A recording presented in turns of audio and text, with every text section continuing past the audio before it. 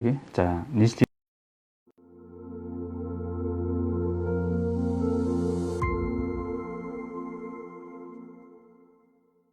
та бүхэнд өнөөдрийн мэнд хүргэе. За нийслэлийн ерөнхий боловсролын смарт сургууль анх 2020 онд нийслэлийн засаг даргын захирамжаар байгуулагдчихсан. За анх байгууллагатай бол ахлах сургуулийн бүтцтэйгээр бол зохион байгуулалтаа явуулж байгаад за 2022 онд тухайн сургуулиас бас хүсэлт гаргаад за бүрэн дунд сургууль болоо өөрчлөн зохион байгуулагдаж үйл ажиллагаа явуулж байсан.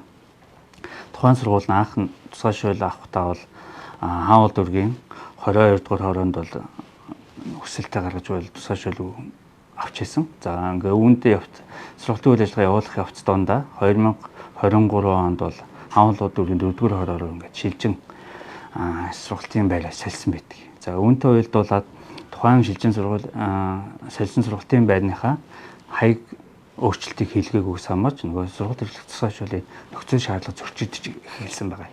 За үүнтэй холбоотойгоор бол холбогдох байгууллагууд бие манай байгууллагаас болон дүүргээс удаадараа бол энэтэй холбоотой мэдээлэл чиглэлийг өгчээсэн боловч энэ зөрчил ажиллахгүй явсаар байгаад за 2025 оны 4 сарын 7-нд засаг даргын захирамжаар бол тухайн сургуулийн сургуулийн эрхлэх тусгай шуулийг 2025 6 сарын 20-наас 3 сарын хугацаанд гаргаад төлөвлөсөн байна.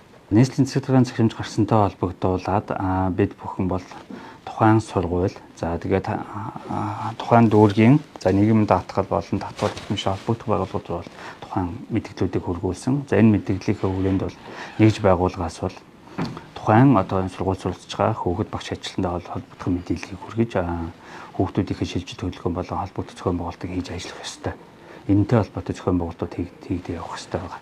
Тэгэхээр одоо яг энэ асуудлыг бол тухайн сургуулийн үүсгэн байгуулагч болон удирдлагуудын бат харилцаж ажиллана гэсэн. За тухайн одоо сургуульд бол нийт 429 суралцагч за тэгээд 44 хүн багш ажилтан бол ажиллаж байсан. За энэтэй холбоотойгоор бол яг болсын салбарын мэдээллийн системд энэ тухайн мэдээлүүд яг одоогор бүртгэлтэй байна. За сургалтын эрхлэх тусгай шуурил бүртгэлцэнтэй уялдуулаад энэ хичээлийн жилдээ тухайн сургуулийг бол яг одоогийн байдлаар 9 сарын 1-нд сургалтын үйл ажиллагаа эрхлэх боломжгүй учраас тухайн сургуулийн үүсгэн боловсруулан удирдлагууд хүүхдүүдийнхээ болон багш ажилтныхаа шинжилгээ хөтөлбөрийг зохицуулмын дагуу хийх ёстой байна.